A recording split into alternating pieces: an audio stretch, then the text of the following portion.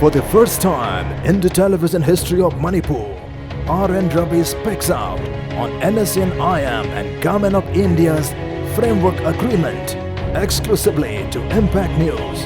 Hello viewers, you're watching Impact News. I'm Raj Nongthongmam and welcome to the exclusive conversation with Mr. R.N. Ravi, the Chief Naga Interlocutor Government of India, who has recently signed the peace accord with the NSN-IM, and unfortunately that accord has brought a lot of distrust, a lot of confusions, tensions and misunderstanding in the region. Sir, first of all, I would like to welcome to Impact News. And I want to ask you a question which you probably won't like to answer, but the question is so important that I need to ask this question. And the question is, what is the accord all about? Why there is so much of secrecy in disclosing the points in the accord? No, actually there is nothing that I would not like to answer. Any question you shoot, I will, because nothing can be kept secret from the people. After all, whatever agreement that we reach, it is for the people, and people have to have a right to know, and they must know it. Now, it's not accord. First of all, we must sort of understand it. It is a framework agreement, an agreement of principles. Essentially, it is an admission from both sides, from the NSA and IM as well as Government of India, about their mutual understanding. Because much of the problem, as we understand, has been on account of misunderstanding. And it was mutual. It is not that it was one-sided.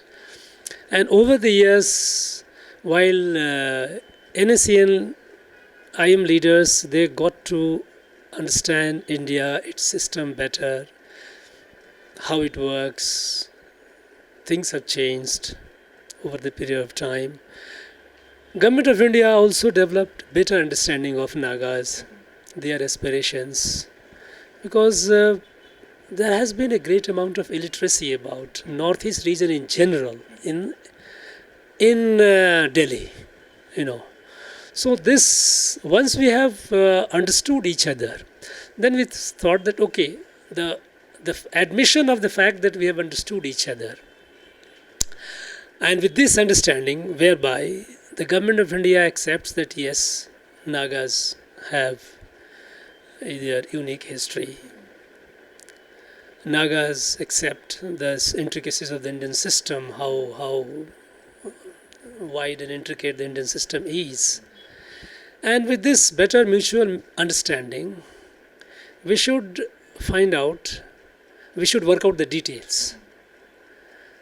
Now, since the framework agreement does not contain anything which is any specific detail, any item as such,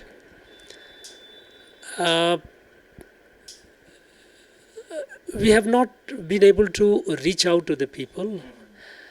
And now that we have reached the principle, we have reached the agreement, I am here to meet the people, the civil society, because I made it pretty clear right at the very beginning when we took over the responsibility that this talk is going to be inclusive. When I say inclusive, means all stakeholders. And when I say all stakeholders, is not only just limited to stakeholders among the Naga community, which are very important, but also the neighbors. But sir, since the framework agreement has been signed, people of Manipur, Arunachal Pradesh, Assam, they are so much in confusion, and they have so much of distrust to the Union Government of India. So in order to remove or eliminate those kind of distrust towards the government, what kind of assurance you want to give to the people of Manipur and people of Assam and Arunachal as well? Look, my job is not to divide the people. We are here for peaceful coexistence, happy coexistence. Now, no solution will be, or no final agreement will be reached without consulting all the stakeholders, taking their views on board, giving due weight to all their views. So, I would like to assure that nothing will be done in a hush-hush manner.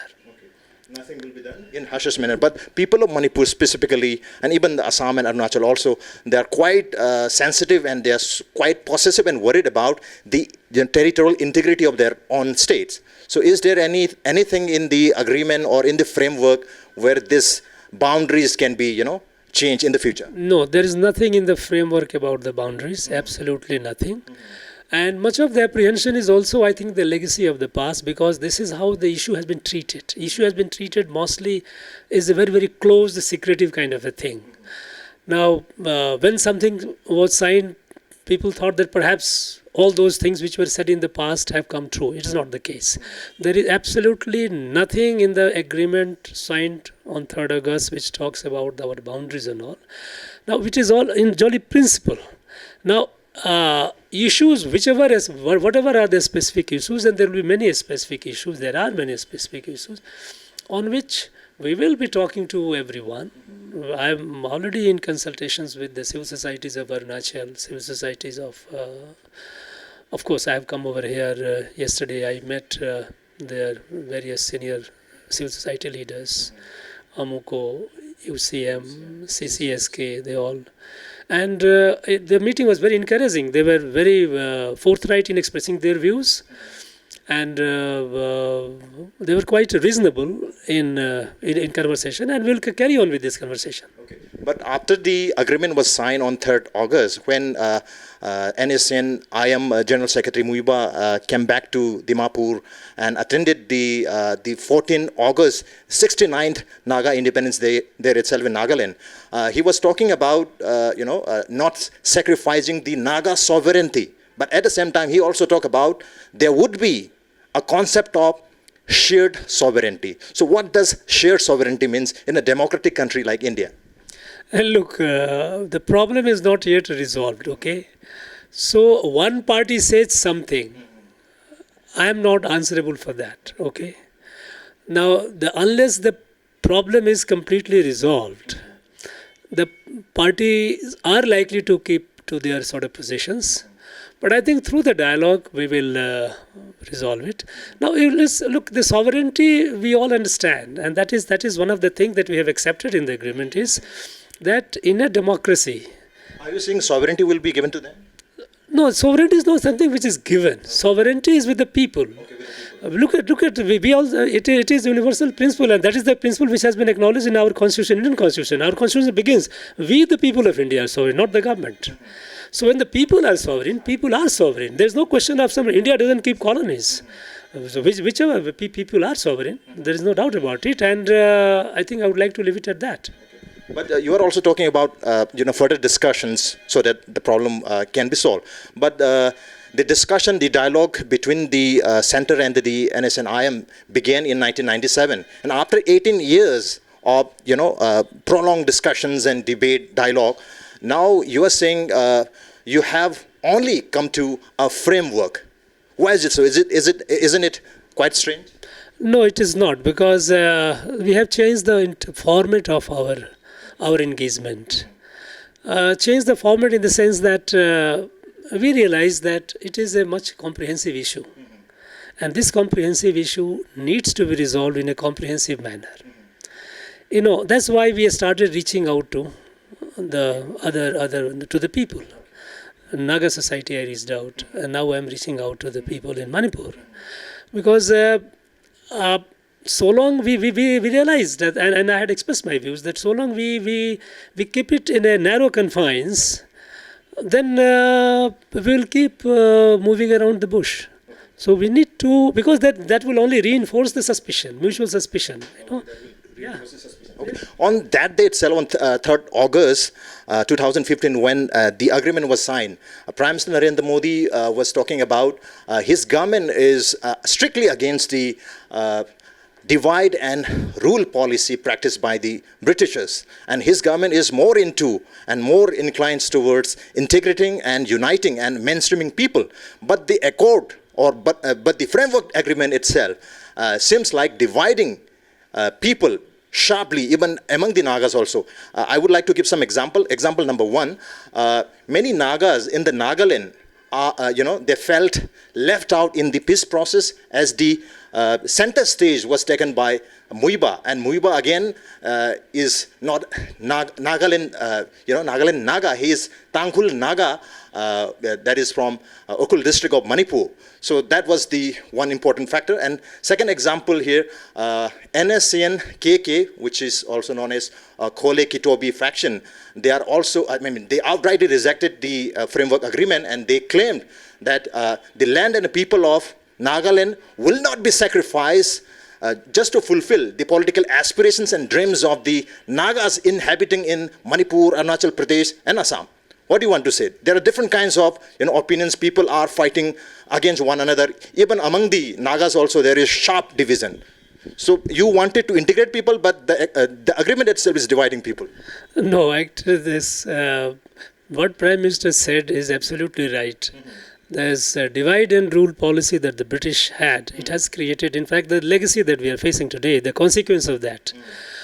And we have absolutely no intention of following that. We are reversing the course of history, put it this way. Now, yes, as I said, the problem is not resolved. The fact is that NSE and IM has been engaged with the government for the last 18 years. The fact is that it's not the other Naga groups. It is this group which got engaged with the government in 97, and it carried on. Now, to that extent, I think they deserve the credit that yes, they have carried on the negotiation. Now, what we have realized is that this negotiation to be comprehensive and endurable solution, peace, it has to be inclusive. And that is where we have made the departure after Prime Minister Modi came.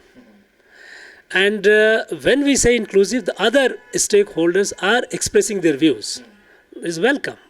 Now, after all, it is we have differences, and those differences can be resolved only through dialogue. Those people are not yet on board. We would like them to be on board. And even if you recall Mr. Muiwa's stance, even he has changed his stance on the 12th of August when he was Dimapur. He said, yes, let us, in the spirit of forgiveness, mutual forgiveness, come together. That's a welcome sign as far as I am concerned. But as far as Government of India is concerned, we will make it inclusive. But one of the Naga CSOs, which is also considered as the apex body of Naga CSOs in Nagaland, Naga Hoho, they have been claiming that the integration of Naga inhabited areas in Arunachal Pradesh, Assam, and Manipur is non-negotiable, quote unquote non-negotiable, and they will not just accept the cultural or social integration. What do you want to comment on that? Look, people's aspirations are something that one cannot just dismiss. Aspirations are there. They have expressed their aspirations in the past for living together. No, that is aspirations that they have, and that I think it's a fact of history that it is their aspirations.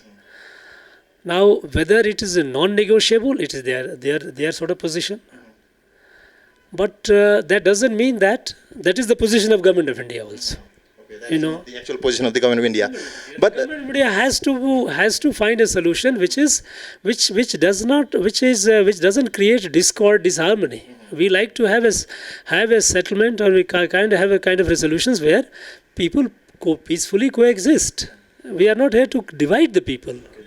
Not divide the people, but sir, the talk which began in 1997, it has been, quite oftenly termed as Indo-Naga peace talk. So my question is it actually, Indo-Naga peace talk, or is it only a peace talk between the Government of India and the DNSNIM?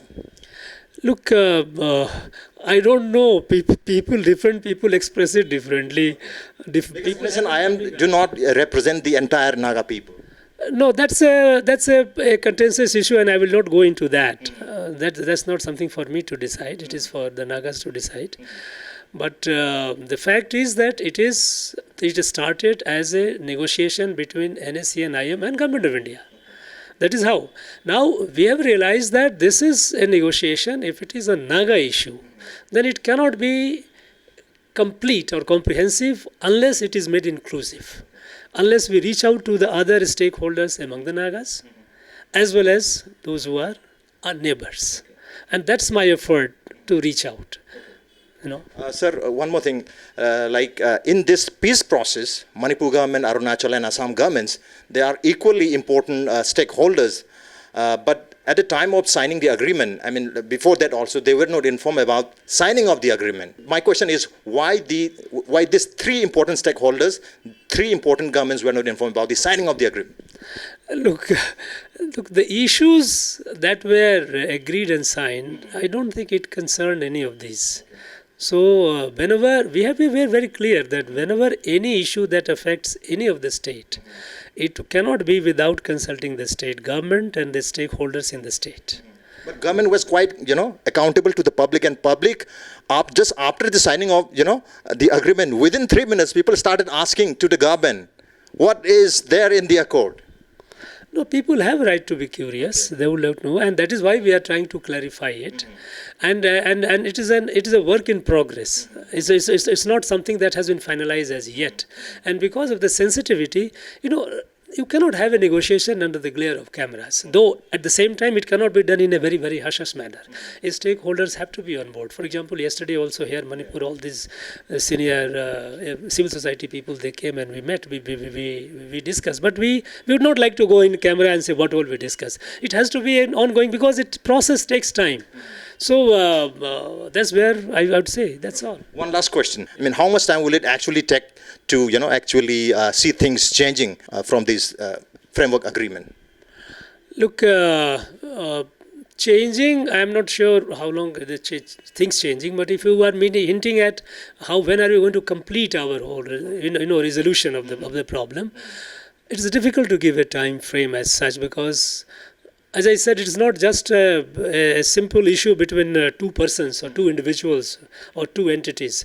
The question is that there are many stakeholders. There is a process of consultation. It will take time. And we are doing it in all earnestness. We are doing it in all seriousness.